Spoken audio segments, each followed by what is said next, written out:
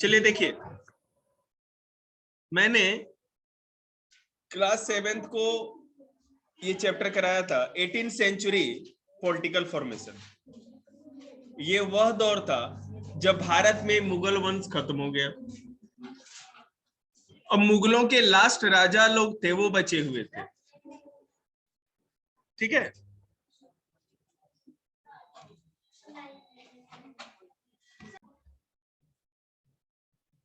तो ये 18th century वाला है chapter, 18th century political formation वाला। हमने आपको बताया था 18th सेंचुरी का मतलब वो साल या वो सेंचुरी जब मुगल डायनेस्टी भारत से खत्म हो रही थी।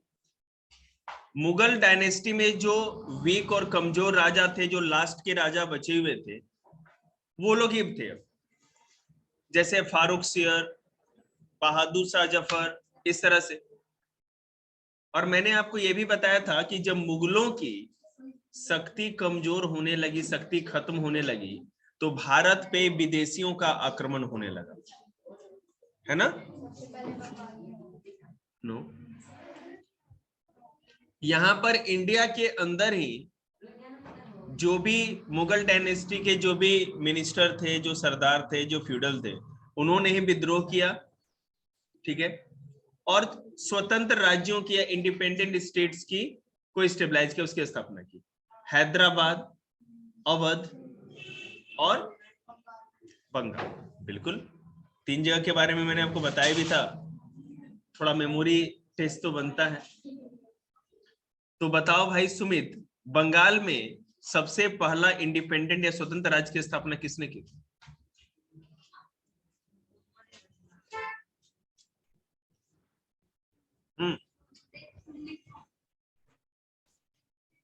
सुंदरी कुल्ली खान ही बेटे, मुर्शिद कुली खान। बिल्कुल सही बोला, बहुत अच्छा मेमोरी रखा, इतना भी नहीं बोल पाता।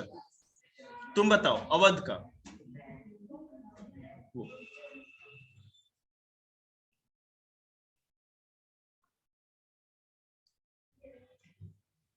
आप तीनों में से कोई? ऋतिक, आप तीनों में से कोई? तुम रुक जाओगे, तुम दोनों में से कोई नहीं, रुको ना।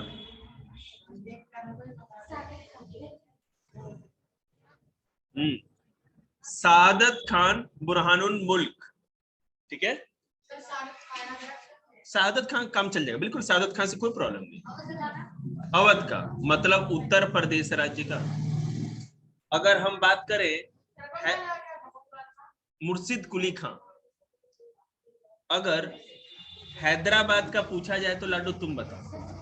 सच सच सच चुप। हाँ बिल्कुल सही। कान्हा, जा बेटे, एक बार चेक करा ले, काम मेरे से आ जाओ। भेज रहा हूं, भेज रहा हूं,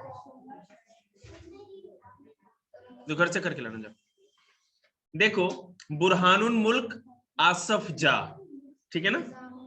निजामुल मुल्क आसफ जा, सॉरी, हाँ देख मास्टर ही घबरा गया। तो ये पता चल गया आप लोग को। इनके बाद जहां अभी महाराष्ट्र आप देखते हो, मुगलों के खत्म होने के बाद जो इंडिया में सबसे शक्तिशाली हुए, सबसे पावरफुल हुए, वो थे मराठास। साइंस का चैप्टर कर रहे हो ना तुम? हैं, साइंस का कर रहा है ना, तो साइंस करना, टेस्ट अपना कर साइंस का, जो पेपर तैयारी कर। हो गया, मैथ कर, फिर करो फिर। तो मराठ, अरे अभी चुप रहना पहले। मराठे सबसे अधिक पावरफुल थे। अब ये सोचो कि मराठों में कौन कौन ज्यादा शक्तिशाली थे। शिवाजी के बारे में इसमें क्या आपको जानने को मिलेगा, किसके बारे में क्या, तो देखते हैं। निजामुल मुल्क आसफ जा, देखिए उसके नाम से ही क्या हुआ कि जब तक हम लोगों का देश आजाद हुआ, आजादी के बाद भी हैदराबाद का जो राजा होता था ना, उसको निजाम ही कहा जाता, उस पोस्ट को। बात समझ रहे हैं ना। The Maratha kingdom was another powerful regional kingdom to arise out of a sustained opposition to Mughal rule. बेटे आप गप इतने ही तेज में करेंगे कि मेरे तक आपकी आवाज नहीं आनी चाहिए, ठीक है। Shivaji 1627 to 1680 carved out a stable kingdom with the support of powerful warrior families, Deshmukhs. Group of highly mobile peasants, pastoralists or kunbis provided the backbone of the Maratha. अब देखो आपने महाराष्ट्र में देशमुख टाइटल वाला सरनेम वाला है ना, जो नाम के पीछे लगता है, सुना होगा। तो जो देशमुख टाइटल वाले लोग थे ना, वो बड़े बहादुर हुआ करते थे उस जमाने में। उन लोगों को इकट्ठा करके ट्रेनिंग दे करके एक मराठा आर्मी बनाई, वीर शिवाजी ने, छत्रपति शिवाजी ने बनाई, और उसी की ताकत पे धीरे धीरे करते करते एक एक करके पूरे साउथ इंडिया को उन्होंने जीत लिया। समझ में आ रही बात आपको? अब देखिए कैसे हुआ। After Shivaji's death, effective power in the Maratha state was wielded by a family of Chitpan Brahmins who served Shivaji's successor as Peshwa or principal minister. Pune became the capital of the Maratha kingdom. देखिए, अब जब शिवाजी 1680 में 1680 में जब शिवाजी की death हो जाती है, तो उनके बदले मराठों का जो राजा होता था उनको पेशवा कहा जाता था, पेशवा। और वहां पर जो पेशवा होते थे वो कहाँ रहते थे? पुणे में। पुणे में पेशवा का महल होता था और वहीं से पूरे के पूरे मराठा राज्य पर वो राज्य करते थे, ठीक है। इसमें एक चितपौन नाम का एक कैटेगरी था ब्राह्मण जाति का, तो वो लोग इनके क्या करते थे कि मिनिस्टर होते थे और मंत्री होते थे। अब मराठों का जो कैपिटल था, मराठा स्टेट का या मराठा राज्य की जो राजधानी थी वो पुणे हो गया। पुणे का नाम सुना है ना आपने? बॉम्बे के बगल में, मुंबई के। Under the Peshwa the Maratha developed a very successful military organisation. बेटे आप लोग गप मत करो। Their success lay in bypassing the fortified areas of the Mughals, by raiding cities and by engaging Mughal armies in areas where their supply lines and reinforcement could be easily disturbed. देखो इन्होंने क्या किया, जो लोग भी मराठे थे सरदार, वो लोग गुरिल्ला वॉर में बिलीव करते थे। गुरिल्ला वॉर का मतलब देखो मैं बताता हूँ, झाड़ियों में या जंगलों में छिपके रहते थे, आर्मी जा रही है, अचानक उस पर अटैक करके उसको मार देना, घात लगा के जो हमला होता है ना, इसमें मराठा बहुत ही ज्यादा बाहिर खिलाड़ी थे। आमने सामने की लड़ाई में सबसे बहादुर इंडिया में पता है कौन जाति थी? बोलो बोलो। नहीं, राजपूत। राजपूत लोग आमने, वो छुपके कभी नहीं लड़ते थे, वो बहादुरी के खिलाफ मानते थे, कायरता मानते थे, आमने सामने की लड़ाई लड़ते थे राजपूत लोग।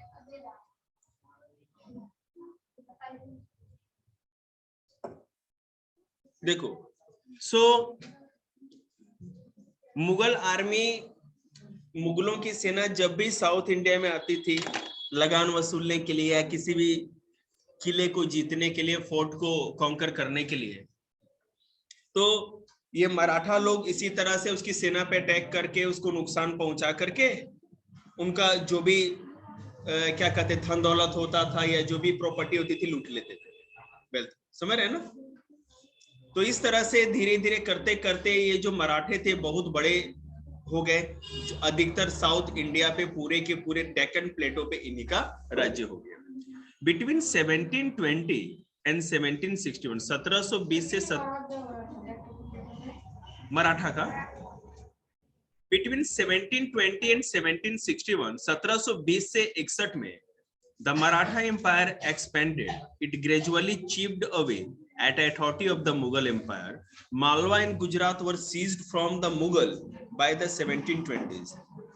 By the 1730, the Maratha king was recognized as the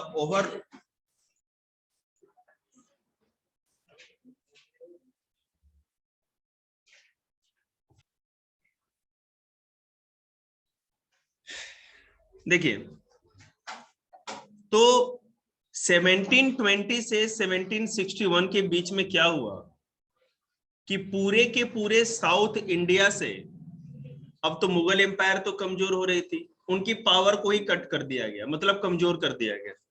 तुम्हारे पास फोन नहीं है क्या? है ना, ठीक है, करो। सो अब ये मराठा लोग बिना डर के, किसी भी डर के बिना आराम से अपना शासन कर रहे थे, और मुगलों में हिम्मत भी नहीं थी कि सेना भेज के इनको कुछ नुकसान भी पहुंचा सके। अब मान लो कि कहीं पर आप वहां के राजा हो गए, परमानेंट रूलर हो गए, तो आप क्या करोगे? आप उनसे टैक्स लेना स्टार्ट करोगे, पूरा महल बनाना स्टार्ट करोगे, वहां बस जाओगे। मराठों ने भी ऐसा ही किया।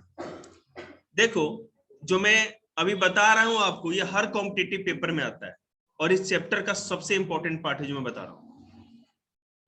By the 1730 the Maratha king was recognized as the overlord of the entire Deccan Peninsula. He possessed the right to levy, chauth and Sardeshmukhi in the entire region. मराठों ने जब डेक्कन प्लेटो को, या दक्षिण भारत जो ट्रायंगल जैसा निकला है ना, ऐसे ऐसे वी शेप में जो निकला है, इस पूरे पे अधिकार कर लिया, और पूरे डेक्कन प्लेटो पे का एक छत्र वो स्वामी हो गए, मालिक बन गए, और उन्होंने यहां पर अपने तरह का 2 टैक्स लगाया, 2 कर लगाए। नाम याद रखिएगा, उस टैक्स का नाम था चौथ और सरदेशमुखी। चौथ और सरदेशमुखी, स्पेलिंग देखिए, CHAUTH, चौथ और सरदेशमुखी, SARDESHMUKHI। अब ये जो दोनों का दोनों टैक्स था, इसमें क्या अंतर था, ये किस तरह लगाया जाता था, ये जो अभी आप पढ़ रहे हो ना, सीधे कॉम्पिटिटिव पे अब कहीं नहीं मिलेगा आपको ये सुनने को। अब ग्रेजुएशन में जाएंगे तभी ये वर्ड आपको देखने को मिलेगा, क्योंकि ये हो गया फाइनल, वो मान गए कि आपको एनसीईआरटी में इंट्रोड्यूस कर दिया गया है। अब 7वीं क्लास के बच्चों को क्या पता है, टैक्स से रट जाओ, छोड़ दो, और ये आगे पेपर में आएगा। तो देखिए, ध्यान देंगे, बता, देख बेटा, ब्रैकेट में ही रेड कलर से एनसीईआरटी की बुक होगी तो लिखा हुआ होगा, है ना, दिखाओ सबको, अपने भाई बहनों को बीच में। अब मेरी बात सुनो, रिकॉर्ड हो रहा है, घर पे भी देखना। Keep quiet.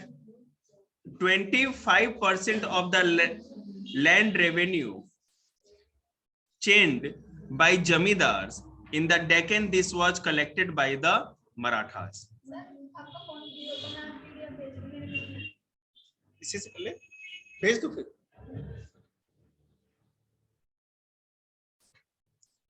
बुक 2 थी ना, एक बुक से आप कर रहे हो, एक बुक किसके पास है? भाई लोग कर रहे हैं ना काम, उदित का। हाँ ठीक है, ठीक, ओके, एक सेकंड बेटा, करते हैं, भेजते हैं।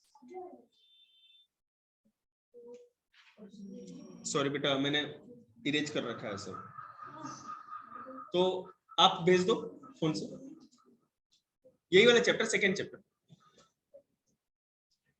देखिए, ध्यान से सुनिए, नहीं तो समझ में नहीं आएगा। 25% of the land revenue claimed by zamindars in the Deccan, this was collected by the Marathas. जितना भी पहले क्या था कि डेक्कन प्लेटो पे या साउथ इंडिया में जमींदारी प्रथा तो हर जगह थी, एक गांव या 10 गांव एक जमींदार या लैंडलॉर्ड के अंदर में होता। जमींदार मतलब लैंडलॉर्ड। वो क्या करता था, जैसे मान लो कि यहाँ पे बैठे जितने भी हम लोग हैं किसान हैं, फार्मर्स हैं, तो जिस जमींदार के अंडर में हम लोग आते हैं, हम लोग को टोटल प्रोडक्शन का, जितना भी हम अनाज उगाते हैं, जो भी उगाते हैं, उसका 25%, मान लीजिए कि कहा जा रहा है कि आप अगर 100 क्विंटल गेहूं उगाते हो, तो उसका 25% ये कि 25 क्विंटल गेहूं आपको जमींदार को देना होगा। जो भी आप उगाओगे अपने खेतों पे, उसका 25%, मतलब कि 1/4 हिस्सा, आधे का आधा आपको जमींदार को देना होता था। तो यही जब मराठों ने यहां पर अधिकार किया, तो मराठे कह रहे थे कि जो किसान जमींदारों को अपने टोटल पैदावार का या प्रोडक्शन का 25% दे देते, वो 25% ही हमें चाहिए। समझ में आया? पहले जमींदार लेते थे, अब वही 25% मराठा लेने लगे। ये था चौथ। लैंड रेवेन्यू, जमीन पे लगाए जाने वाले कर या लगान। अगर आप कोई जमीन जोतते हो या जमीन पे कुछ खेती बाड़ी करते हो, उस जमीन पे बेटा उस जमाने में कोई सब्जी सब्जी तो बना नहीं सकता था, खेती बाड़ी ही का काम चलता था उस जमाने में। तो क्या होगा, खेती बाड़ी जो भी करते थे तो उसका 25% जितना भी होगा अनाज का वो देंगे आप किसको, मराठा। ये था लैंड रेवेन्यू या जमीन का कर। समझ में आया? अभी 7th क्लास ने सुना, और अभी जितने लोग भी हैं जिन्होंने नहीं सुना होगा, और जितने भैया लोग भी आएंगे 12th क्लास वाले, वो लोग भी नहीं जानते इस चीज को। बात समझ रहे हैं ना? तो बिल्कुल आप ध्यान दीजिए, क्योंकि दोबारा मौका नहीं मिलेगा ये सीखने का। तू बता रहे थे, एक सेकेंड पहले बोलो। सरदेशमुखी बता रहे हैं उसके बारे में। चौथ समझ गए? किसी को डाउट है तो पूछ लो। लाडो समझ में आया आपको चौथ क्या था? बताओ क्या था? 1 मिनट सुन लो, 1 मिनट। क्या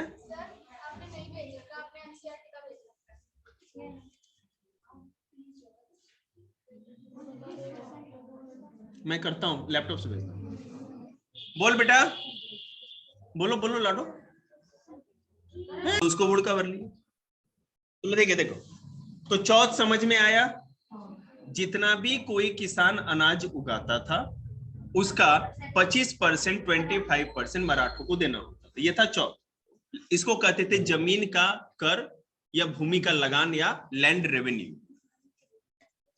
आपको एक बात पता है, जब हम लोग आजाद हुए, देश आजाद हो गया, गुलामी के समय सबसे अधिक अत्याचार अगर किसी पे किया जाता था तो किसानों पे। अंग्रेज बहुत ज्यादा टैक्स लेते थे। आज की डेट में आपको पता है, आप खेती कर रहे हो ना, आपको किसी भी तरह का टैक्स नहीं देना होता।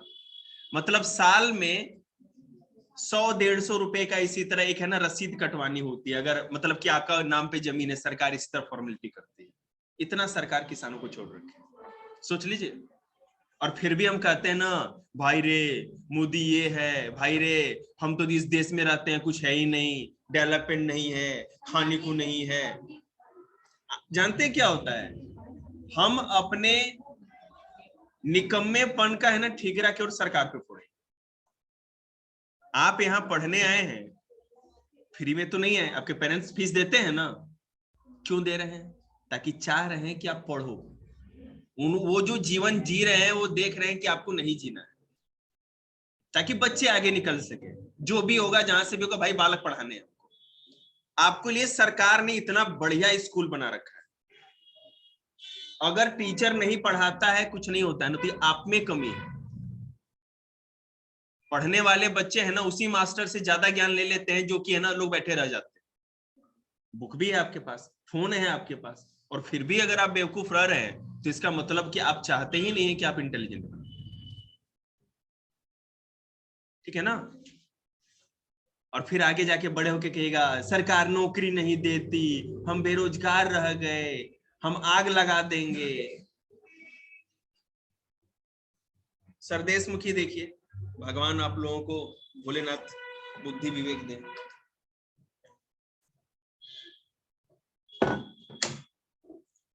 अब मराठों ने 2 टैक्स लगाए, एक लैंड रेवेन्यू चौथ था, दूसरा था सरदेशमुखी।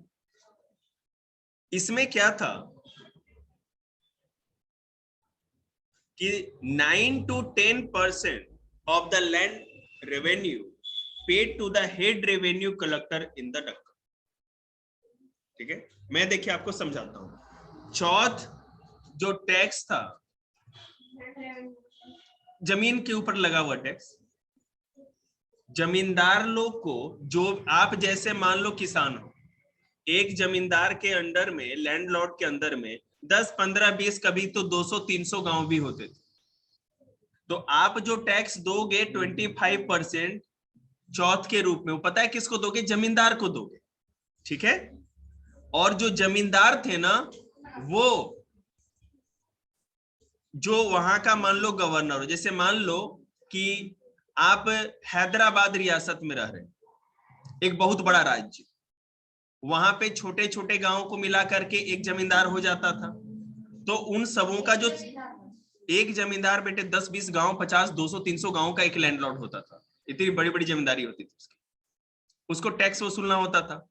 तो मान लीजिए कंझावला में 100 आदमी है और कंझावला के लोग जिस जमींदार के अंडर में आते हैं, हर आदमी अपने अपने खेत के हिसाब से 25% उस जमींदार को दे दिया। ये था चौथ। अब जमींदार क्या करेगा कि जमींदार भी तो किसी के अंडर में है, जो गवर्नर है, जो पूरा हेड है, समझ रहे हैं ना। तो जमींदार जिन सरदारों के या गवर्नरों के अंडर में रहते थे, वो उनको एक दूसरे तरह का टैक्स देते थे जिसको कि सरदेशमुखी कहा जाता था। जमींदार जो टैक्स अपने हेड को देते थे या राजा को देते थे, मराठा हेड को देते थे, उसको सरदेशमुखी कहा जाता था और वो 9 to 10% होता था। हाँ, आगे यहां से 25 लेते थे, चौथ के रूप में 25% जमींदार किसानों से लेते थे, एक आदमी से 25%, ऐसे करके, ठीक है। और वो जो टैक्स ले लिए 25% हो गया, आगे 9 से 10% उनको देना होता था, क्योंकि जमींदार भी तो खाएगा बीच में। हाँ, ये उनका ही। अब जमींदार के पास जो एक्स्ट्रा बच जी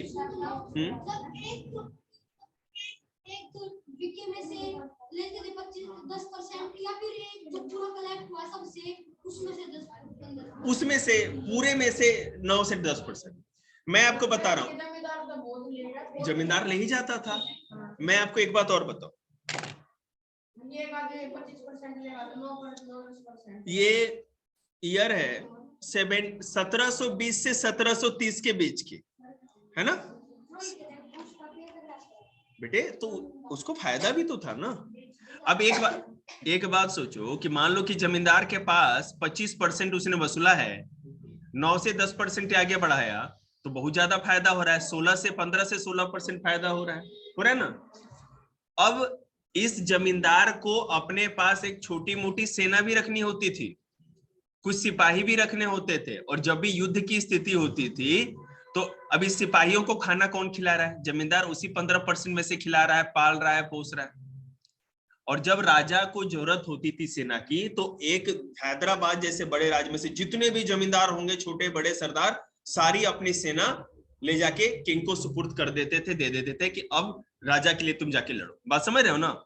इसलिए जो मराठा हेड होते थे वो ये 15 से 16% उनके पास छोड़ देते थे कि ये सेना की मैंने देखरेख करेंगे। बात समझ में आ रही आपको। लेकिन एक बात और यहाँ ध्यान रखिएगा, डिपेंड करता था कि जमींदार कितना बड़ा है। मान लो कि जमींदार के पास 30 गांव है, 30 गांवों का जमींदार, तो उसने 50, 60 या 100 के करीब आदमी या अपना तलवारबाज या जो भी रखा हुआ है। अब कोई ऐसा भी जमींदार था जिसके पास 200 गांव थे। अब 200 गांव थे भाई, तो वो उसके पास राजा उम्मीद करता था कि भाई कम से कम तुम 3000 या 4000 सैनिक रखो या 2000 सैनिक रखो, है ना। तो इस तरह छोटे बड़े कर करके बहुत बड़ी सेना हो जाती थी और वही मराठों के लिए जाकर के लड़ती। समझ में आ गया। मैं बात जी,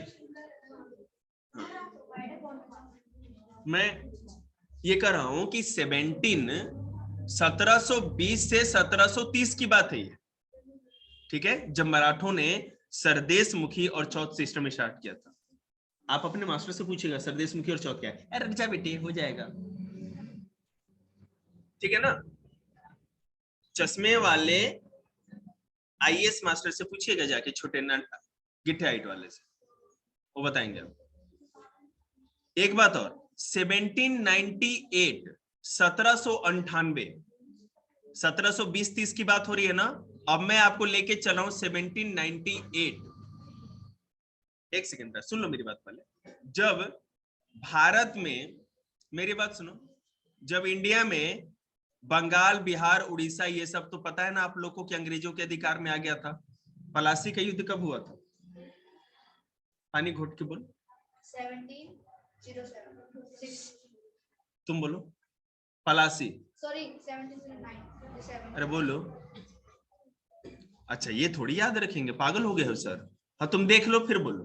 बोलो तो बोलो, बोलो बताओ भाई, पलासी का युद्ध कब हुआ था? नहीं, अरे पागल हो, 1950। दिमाग खराब हो गया, आजादी के बाद होगा। 17, तुम लोग यार बिल्कुल मंद बुद्धि हो। 57 1757 में पलासी का युद्ध हुआ था और 1764 में, अब सुनेगा भी नहीं, 1764 में बैटल ऑफ बक्सर हुआ था। इन दोनों युद्धों के बाद अंग्रेजों ने पूरे के पूरे पूर्वी भारत पर अधिकार कर लिया था, जिसमें बंगाल भी... हाँ बिल्कुल 1797।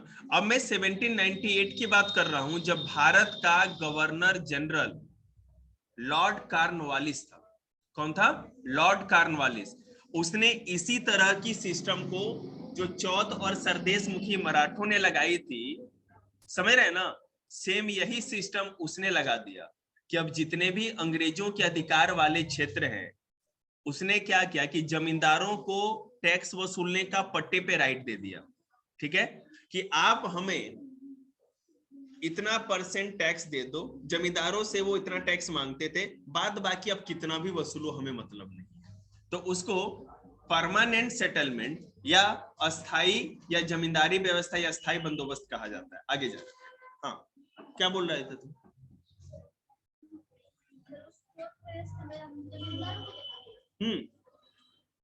जमींदारों को देते थे और सरदेश मुखी में जमींदार वहां देते थे।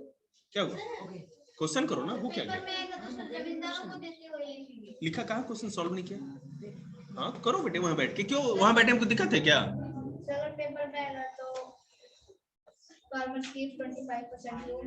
As a chauth to landlords. बता रहे हैं, 1 मिनट। SST में मजा आने लगे तो क्या? देखो, after reading Delhi in 1737, the frontier of Maratha domination expanded rapidly into Rajasthan and the Punjab in the north. अच्छा सॉरी, एक चीज और मैं बता दूं, ये जो शिवाजी का नाम सुना ना, शिवाजी, आपने शिवाजी की जो दादाजी परदादाजी जो थे, महाराणा प्रताप का नाम सुना हो? वहां से मेवाड़ से ही कुछ राजपूत लोग भाग करके या माने कि छिपते छुपाते मुगलों से बच करके महाराष्ट्र में आ गए थे और यहीं पर बस गए। तो आपको मैं बता दूं, ये जितने भी शिवाजी इन सबों के जो वंशज देख रहे हो, ये ओरिजिनली राजपूत ही थे, जो कि वहां से मेवाड़ से इनका ओरिजिन था। ये आपको कम से कम अभी 15-16 साल कहीं पढ़ने को नहीं मिलेगा। यूपीएससी का कीड़ा अगर काटेगा तब हो सकता है कि पढ़ लो, नहीं तो ऐसे तो नहीं मिलने वाला। या कोंकण है बेटा, क्षेत्र है कोंकण। कोंकण मतलब कि मैं बताऊं, जो महाराष्ट्र का जो कोस्टल इलाका है ना, महाराष्ट्र का समुद्र से लगा हुआ इलाका है। क्या बेटे पेट में गुड़ू गुड़ू? अच्छा, तो उसको कोंकण कहा जाता है। केरल का जो तट है उसको मालाबार कहा जाता है। और बोलो आगे, आगे है कोंकण, महाराष्ट्र, गोवा का इलाका, कर्नाटक को भी आप उसमें लपेट सकते हैं। ठीक है, मालाबार केरल के कोस्ट को कहते हैं। उत्तरी सरकार, ठीक है, उत्तरी सरकार पूरा आंध्रा के बॉर्डर को कहा जाता है, या कोरोमंडल तट भी कह सकते हैं उसको, और ये तमिलनाडु अभी कोरोमंडल तट में आता है। चलिए, ज्ञान की बारी खत्म, इतिहास की बारी प्रारंभ। अब देखो, पंजाब और राजस्थान तक, नॉर्थ में पंजाब और राजस्थान तक मराठे आ गए थे। ईस्ट में बंगाल और उड़ीसा भी इनके अधिकार में था, और आप तमिलनाडु, तेलुगु, कर्नाटक, ये सारे तो इनके अंदर आ ही चुके थे। तो मतलब एक दौर 1737 तक मराठे पूरे के पूरे हिंदुस्तान को जीत चुके थे, जितना आपको समझाया जाए तो। बात समझ रहे हैं? लेकिन भैया एक प्रॉब्लम हो गई। प्रॉब्लम क्या हुई कि 1761 में, 1761 का साल था। आपने बैटल ऑफ पानीपत, तो मुस्कुरा रहे हो, बताओगे ही पहला बैटल ऑफ पानीपत कब हुआ था? उल्टी गिरो। 1526। मैंने आजादी के बाद ही सब कुछ करवाओगे। 1526। दूसरा बताओ।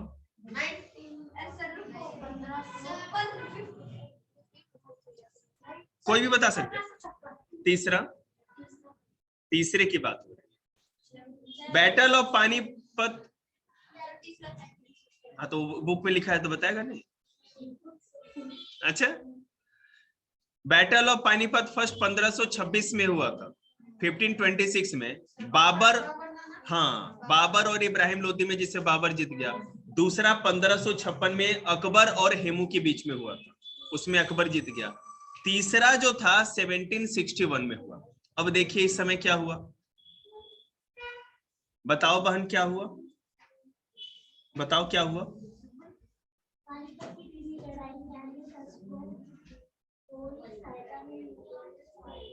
तू रीडिंग कर रही है, हट। बुरा लगा ना। 1761 में अफगानिस्तान का जो सुल्तान था अहमद शाह अब्दाली, मैंने नाम बताया था क्या? 2 मिनट दीजिए ना, बस कर दे बेटे। कुछ कितना क्वेश्चन बाकी है आपका? कल कर देना बेटे, हम नानी जी को कैसे वेट करा सकते हैं? ऊपर भगवान और नीचे नानी जी। सो देखिएगा, तो अहमद शाह अब्दाली भारत पे अटैक कर गया, और मुगल राजा जो था, मुगल एम्परर, वो तो था ही वहां पर। कहां पर? दिल्ली में। मराठों ने मुगलों की मदद के नाम पर पूरी सेना लेकर के पानीपत आगे लड़ने के लिए, मराठे। और आप विश्वास नहीं करेंगे, इस युद्ध में मराठे तो बहुत बहादुरी से लड़े, लेकिन कुछ गद्दारों ने धोखेबाजी की, या कुछ सरदार जो सेनापति थे वही मारे गए मराठों के। और इस युद्ध में हारने के बाद पूरे का पूरा मराठा साम्राज्य ताश के पत्ते की तरह बिखर गया, ताश के घर की तरह से। अहमद शाह अब्दाली। नहीं, चीटिंग नहीं बेटे, बहादुर थे वो, ऐसा कुछ नहीं। आज इतना ही, कल इस चैप्टर को खत्म करेंगे। लूटने,